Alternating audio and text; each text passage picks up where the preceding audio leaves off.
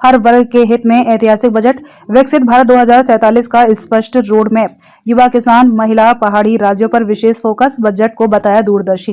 केंद्रीय बजट 2026-27 विकसित भारत की मजबूत नींव। केंद्रीय बजट 2026-27 को लेकर चक्कर स्थित चक्र आस्था अस्पताल के सभागार में आयोजित बजट प्रस्तुतिकरण एवं मीडिया संवाद कार्यक्रम में बालय के विधायक इंद्र सिंह गांधी ने बजट की सराहना करते हुए इसे विकसित भारत 2047 की दिशा में एक ऐतिहासिक, सर्वसमावेशी और दूरदर्शी बजट बताया। विधायक इंद्र सिंह गांधी ने कहा कि केंद्र सरकार द्वारा प्रस्तुत यह बजट युवा, किसान, बागवान, महिलाएं, व्यापारी, कर्मचारी, एमएसई और मध्यम वर्ग सहित समाज के हर वर्ग का संतुलित रूप से ख्याल रखने वाला है।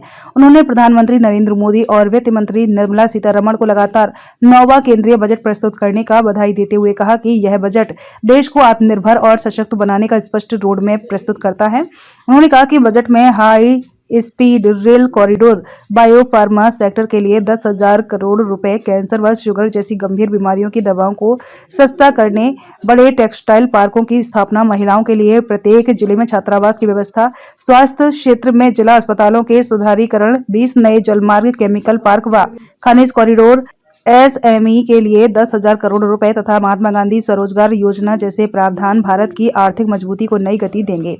वहीं सीए नरेश विष्ट ने कहा कि यह बजट प्रधानमंत्री नरेंद्र मोदी के विकसित भारत 2047 के संकल्प को साकार करने की दिशा में एक सशक्त प्रयास है। पर्यटन, पर्यावरण और पहाड़ी क्षेत्रों के लिए किए गए विशेष प्रावधान आने वाले समय में सकारात्मक बदलाव लाएंगे तथा कई आवश्यक वस्तुओं के सस्ते होने से आम जनता को सीधा लाभ मिलेगा। अभी तक हमारे पास में जो आंकड़ा आया है उसमें 64 पेशेंट्स टोटल जो है वो हेपेटाइटिस ए से संक्रमित पाए गए हैं। इसमें से जो एक्टिव केसेस हैं हमारे पास में वो लगभग 45 हैं और 17 जो हैं 17-18 जो है वो रिकवर कर गए हैं, वो ठीक हो गए हैं। इसमें 3 जो थे हमारे पास में दाखिल थे हॉस्पिटल में, एक जो है वो नेचौक मेडिकल कॉलेज में दाखिल है, वो अपनी मर्जी से स्वेच्छा से वहाँ जाना चाहते थे तो उनको हमने वहाँ भेज दिया था, और एक जो था वो पेशेंट रेफ़र करा था एम्स बिलासपुर में, वहाँ से वो पीजीआई चले गए थे, लेकिन अनफॉर्चुनेटली उन पेशेंट की पीजीआई में डेथ हो गई थी।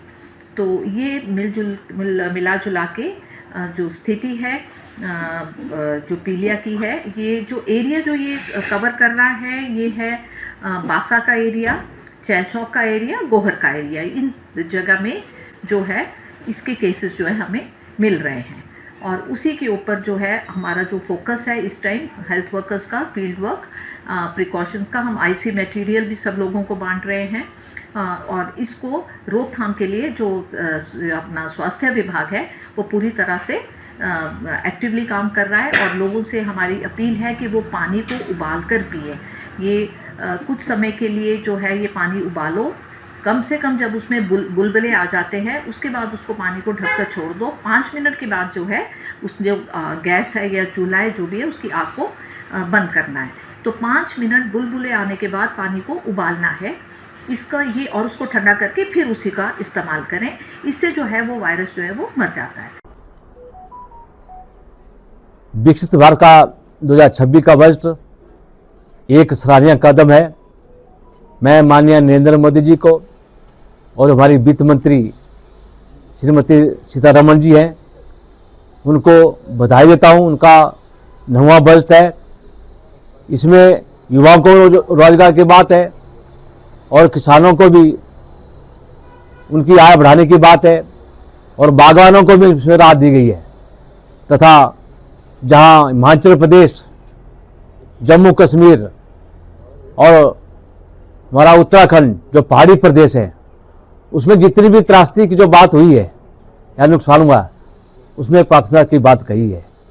और जो पर्यटन को बढ़ावा देने की बात है, इन प्रदेशों में अधिक से अधिक जो बजट जो है दिया जाएगा ताकि हिमाचल भी विकसित हो और जम्मू कश्मीर भी विकसित हो और हमारा उत्तराखंड भी विकसित हो।